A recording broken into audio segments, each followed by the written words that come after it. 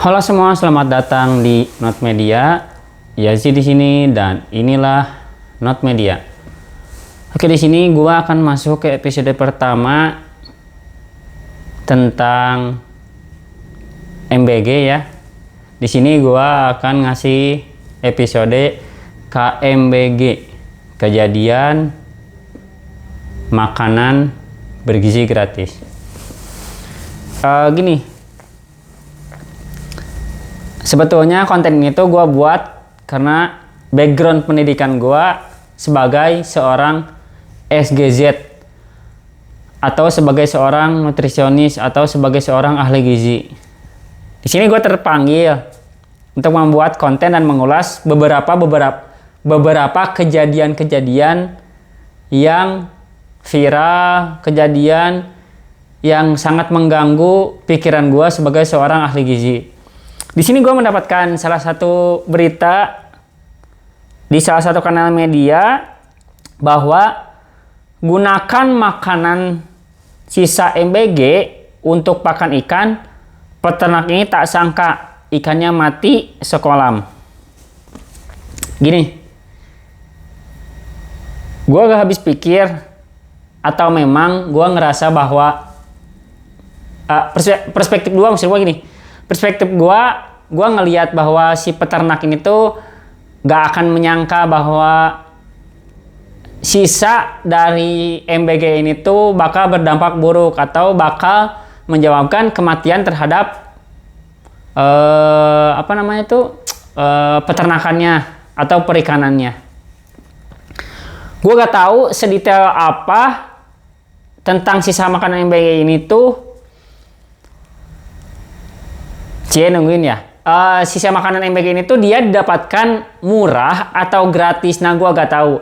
Cuman kalau ngelihat realitas seperti ini, gua mengira bahwa makanan sisa MBG ini tuh didapatkan secara cuma-cuma. Nah, di sini gua perlu menggarisbawahi kalau memang si peternak ini lebih melek atau si peternak ini tuh cukup bisa melihat kejadian-kejadian MBG yang memang bisa berdampak buruk.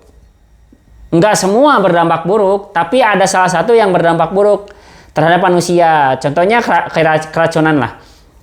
Nah, oke, kita pinggirkan kejelian atau ketelitian seorang peternak ini terhadap terhadap peternakannya yang ngasih peternakan atau perikanannya lewat MBG. Yang gak habis gue pikir, mungkin ya si peternak ini berpikiran, kayaknya ke manusia, kayaknya enggak deh. Kayaknya ke manusia, ke manusia keracunan. Kayaknya ke hewan nggak akan keracunan deh, atau nggak akan sampai mati gitu. Deng. Ternyata para ikan peternak ini tuh mati, nyaris mati sebanyak-banyaknya. Berarti di sini gua ngelihat ada yang tidak beres tuh dengan dengan makanan sisa MBG. Terlepas basi atau tidak, mungkin ya si peternak ini tuh menyangka bahwa sisa-sisa makanan sebelum ada MBG masih bisa dikonsumsi oleh hewan ternak atau hewan-hewan rumahan lah. Kayak misalkan nasi bekas bisa dimakan ayam, terus makanan-makanan bekas manusia rumah tangga lah tuh bisa dimakan oleh hewan-hewan yang biasa. Maksud gua bukan pada peternakan gitu. Yang peternakan kan massal ya. Kayaknya ngiranya ke sana. Perspektif dua, sangkaan gua si peternak ini memiliki perspektif itu. Ternyata kenyataan berbeda ya. Nah, di sini gua ngelihat bahwa proyek MBG ini tuh benar-benar nggak benar. Eksekusinya, bukan konsepnya. Gini loh. Ini tuh entah apa yang merasuki, entah apa yang ngebuat kejadian kita sebut luar biasa ya untuk para hewan, akhirnya banyak meninggal dan tentunya menyebabkan kerugian dong bagi para peternak tentang kejadian ini. Semoga kejadian ini tuh bisa dijadikan pelajaran oleh peternak-peternak yang lain, perikanan-perikanan yang lain, bahwa sisa makanan MBG itu memang tidak layak. Nah, mungkin juga nih berpikir bahwa sisa makanan MBG ini tuh bakal bergizi juga buat hewan. Yang nggak gitu konsepnya. Orang blueprintnya tuh baik dan eksekusinya nggak baik tuh, ya kita lihat dulu bahwa kemudian Prabowo dan Gibran menggagas program kerja ini tuh tujuan awalnya tuh buat stunting. Bagus banget tujuan awalnya stunting. Tujuan awalnya tuh buat memberdayakan kantin-kantin, warteg-warteg dengan suntikan berapa ratus T dan lain sebagainya. Sehingga perputaran ekonominya itu berada di bawah.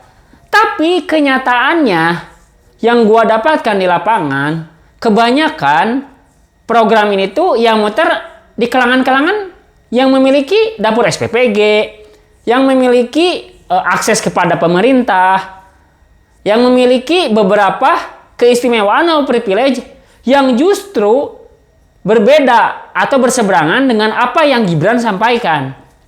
Bahwa kucuran dana ini tuh ke warteg-warteg, ke ibu-ibu rumah, ke warteg-warteg, ke kantin-kantin. Ternyata enggak kan? Dua poin ini mengindikasikan bahwa eksekusinya tuh gak sebegitu baik. Gini loh, untuk penanganan stunting itu, makanan bergizi itu bukan diberikan kepada anak-anak yang sudah dalam eksekusi yang saat ini tuh kepada anak-anak sekolah gitu. Ya agak akan sebegitu berpengaruh signifikan gitu. Karena yang gue tahu menurut keilmuan gue di ranah gizi, ya pencegahan stunting itu tuh kepada calon pengantin, kepada ibu hamil. Poinnya di situ, kepada calon pengantin yang akan menikah dan kepada ibu hamil. Lalu kenapa eksekusinya malah kepada anak sekolah? Berarti kan apa yang pernah digagas tuh berbeda dengan eksekusinya gitu. Nah, di sini gue ngelihat bahwa entah kurangnya pengawasan dari atasannya atau dari kepala BGN-nya atau enggak sebegitu kompeten. Nah, gue enggak sebegitu ngerti juga. Cuman gue jangan ngerasa deh ntar di framing bawa perasaan. Gue sebagai seorang lulusan gizi bukan terhina ya, cukup direndahkan lah. Kenapa demikian? Karena ini kan bawa nama besar gizi. Nama gizi di belakang gue jauh lebih dulu daripada program MBG. Itu sebabnya gue akan selalu kritis terhadap program-program MBG yang itu entah itu meresahkan rakyat, entah itu eksekusinya nggak baik, atau sampai eksekusinya itu dapat atau berdampak terhadap kelangsungan hidup atau mengancam nyawa, entah itu makhluk hidup manusia ataupun hewan. Nah, gue pesan kepada kepala MBG, mungkin kepada pemerintah dulu ya. Kepada pemerintah, kepada MBG, kepada kepala MBG, dan tentunya kepada para pemegang yayasan atau kepala SPPG atau akhirnya ahli gizi.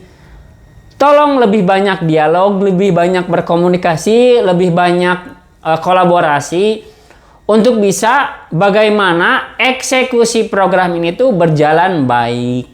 Karena apa? Karena program ini tuh diperuntukkan untuk Indonesia emas tentunya, bukan Indonesia cemas. Karena apa? Karena apa-apa yang terjadi pada program pemerintah selama 5 tahun tuh akan berpengaruh akan beresonansi terhadap masa depan nih. Misalkan yang diberi MBG saat ini tuh di 2024 sampai 2029 tuh ya hasilnya tuh outcome-nya tuh nanti pada anak-anak yang dia kelak entah dia akan memimpin bangsa ini, entah dia akan menjadi pengusaha, entah dia akan menjadi profesi apapun itu, ya kepada mereka gitu. Nah, kalau eksekusinya nggak sebaik itu, menurut gua nih, menurut orang awam di pemerintahan, tapi cukup kompeten di bidang gizi, mending berhentikan aja program MBG ini. Karena apa? Karena program MBG ini tuh tidak bermanfaat atau bermanfaatnya lebih sedikit daripada manfaat banyak. Gitu aja konten. Gitu aja episode KMBG pertama. Terima kasih sudah menonton. Like jika Anda suka video ini, dislike jika tidak suka video ini. Temukan keseruanmu di kolom komentar. Subscribe jika video ini bermanfaat. Selamat ketemu di video selanjutnya.